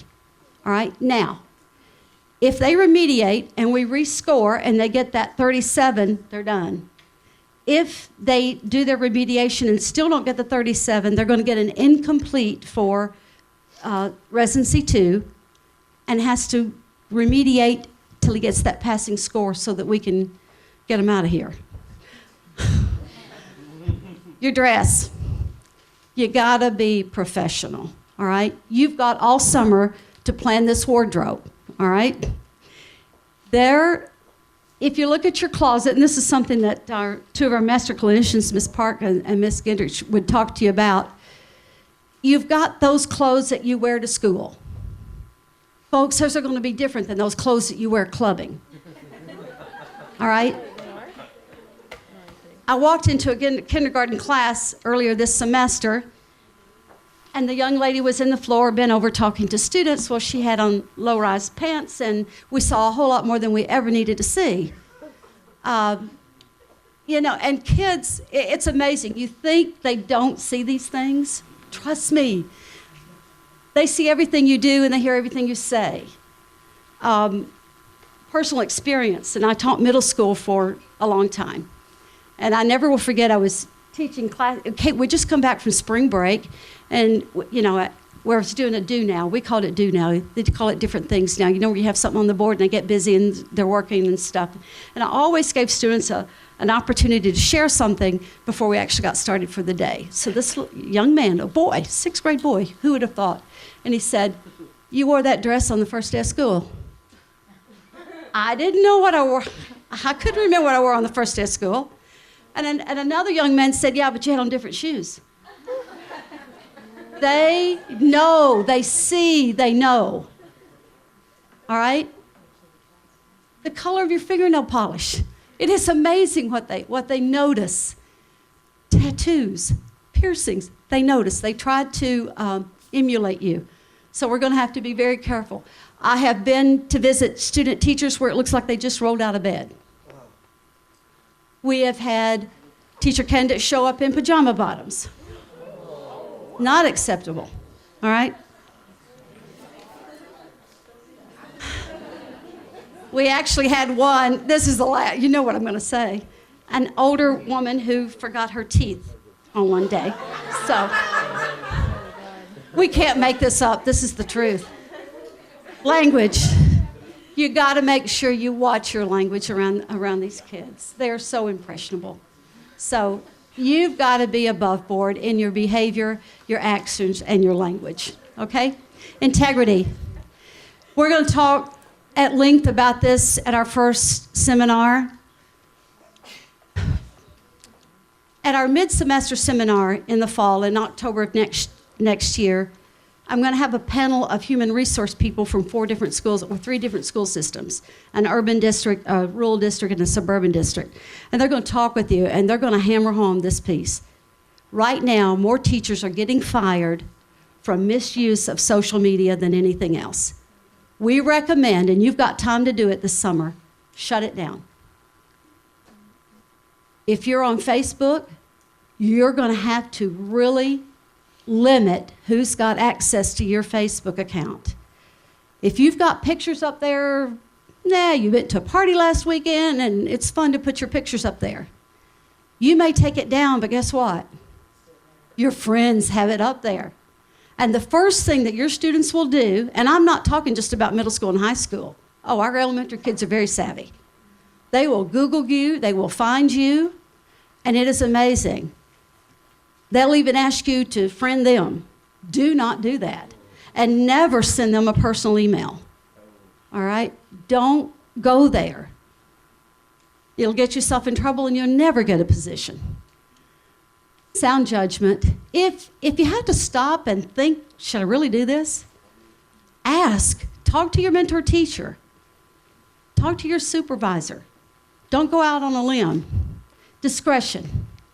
Never, ever, ever, never discuss your students with parents, with other teachers, with your friends. I said earlier, this is a very litigious society. And all it does is take you to make one comment, and you're in the principal's office with the parent of that child. And I don't want you to experience that during your residency too. All right? You've got many years to experience that. Confidentiality. How many of you know FERPA? Good. If you don't, you need to. Federal law, it's called the Family Right to Privacy Act, prevents you sharing information about your students. How many of you, when you entered MTSU, just right out of high school, that you had to sign a form that gave your parents permission to get your grades and stuff? Do y'all remember that? That's what this is all about. That's FERPA. All right, you had to give your parents permission even though they might have been footing the bill. All right? It's all about FERPA, so know it. Responsibility. What are your responsibilities? And Dr. Helton kind of hit on this. Folks, this next semester, you don't have a private life. You don't have a personal life. You are busy 24/7, all right? So prepare yourself. It's going to be tough. Teaching is not an easy job. It is one of the most rewarding jobs that you could ever possibly have. But when you're first getting started, it is difficult because it's very time-consuming. And you're probably going to question yourself, did I make the right decision? Yes, you did. Just weather the storm, all right? And like Dr. Helton said, we're here to help you. Preparation. You got to know your content. When we place you in a school, we are telling the principal that you know your content and you can teach your content. That's why we call it readiness to teach. Are you ready to teach? Do you know your content? Do you know your pedagogy? All right, so you're going to have to, if you've got some weak areas and you get your mentor teacher and they're giving you something to teach and you don't feel real comfortable with it, guess what? You've got some homework to do. And we're going to give you a list of resources that will help you develop lessons, especially for the team rubric. So don't feel like we're going to hang you out to dry. Communication. It is so important that you communicate with your university supervisor all the time, continuously. Call us, ask us questions. We're all here to help you, all right? Evaluation. Dr. Helton kind of hit on this, and she gave you 4 things. There's actually 5, and I'll explain what they are. The EdTPA portfolio, it is electronic portfolio. Let me tell you this. It was designed by Stanford University because in California, their teachers are required, it's called the PACT, P-A-C-T. They've been doing this for years. And that every teacher there has to do this, what we call now the EdTPA. They have a contract with Pearson for scoring. So when you complete your portfolio, we have to ship it off, send it off to Pearson, and they charge us $300 per portfolio to be scored. You don't have to pay it, all right? Because you've already been paying for it. You had a little fee attached on to your upper division courses. Some of our sister universities are charging the students the $300. Our dean said absolutely not, because you've already, to us, you've been paying a fee for the implementation of this program. So we're paying the $300. Now, if you have to remediate, and we have to send it back to Pearson, it's $100 per task, and you pay it the second time. All right, $100 per task, all right? So that's one of your evaluations. And right now, you got to have a 37. Formative observations, this is important. You have 2 placements, all right? During those 2 placements, you're going to have 5 observations by your supervisor. Your supervisor has a little latitude. They can do 2 first placement, 3 second placement, or 3 and 2. We recommend 2 and 3. Why would we want only 2 in the first placement? EdTPA, you got enough on your plate, all right? And each mentor teacher is going to do 2. All right, so how many are you going to have total during the whole semester? 9, all right? 9 observations. You will have a summative evaluation. That's the one that Dr. Helton left off. It's just kind of, and this is done, everything that I'm putting up here, except for the EdTPA, is done twice. You do it at the end of your first placement and at the end of your second placement, all right? So the summative evaluation, you're going to have 2 by your mentor teacher and 2 by your supervisor. Targeted observations, you're going to do 4 of those total, 2 each placement.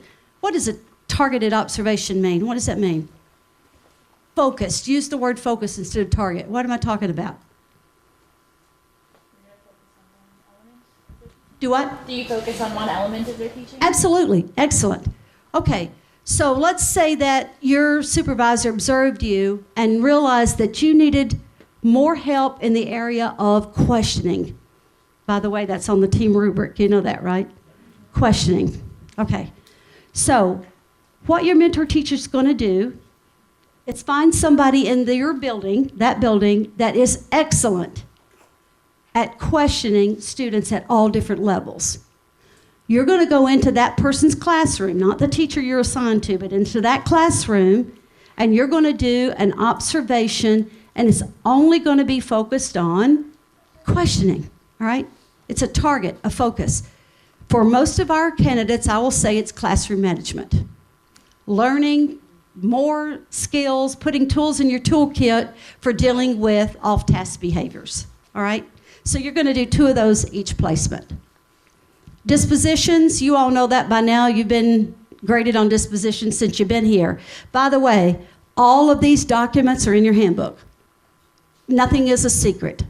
I know when I first came on board, this one here, the ASTP, students had never heard of, but yet they've been evaluated on that for years. I don't think it's fair to you to evaluate you on something that you don't know you're being evaluated on. So we're giving you a copy of every instrument. The ASTP is the Assessment of Student Teaching Preparation. You get to assess yourself on the ASTP. You get to fill out an evaluation form on your mentor teacher and your supervisor. So you get an opportunity to grade yourself as well. Okay? All right. August 17th, it's going to be here before you know it. When you come, you're going to need your TK20 login information, because during the seminar in the afternoon, you're actually going to go into TK20 and look at your handbook, your EdTPA handbook, okay? The Residency 2 handbook will give you greater detail on everything. It's no longer about you, but it's about the students you teach and the impact you have on their achievement, their growth, and their success. We're going to focus on you. You're going to focus on the students you're teaching. All right? Okay. Any questions? Yes? Can you still do that practice where you're going to go over? Yes. Quentin, can you pull up ets.org? We're right on time, so if you need to leave, just be quietly to do that, and then we'll pull up this for those who want to see it. Okay? Thank you, guys, and we'll see you in August. Just be quiet as you leave, please. Thank you. Okay, here's the website, ets.org, O-R-G. You're going to click on the Praxis. You see that? Click on Praxis. Now, right here where it says State, drop-down menu, choose Tennessee. All right, once you get Tennessee, go over here to Test Requirements on the left. Click on that. What's your major? 4-8 English Primary Social Studies. 4-8, okay. Middle school education, right there. Click on that. There's the 2 tests you're going to have to take. Okay? You're going to have to take reading, and you're going to have to take content knowledge. Now, there's a 3rd test. Okay. Quentin, scroll up. Oh, you see the principles of learning and teaching up there? It's listed under all licensure areas, so you're going to have 3 exams. Okay? Yeah. You click on elementary education. Let me do that.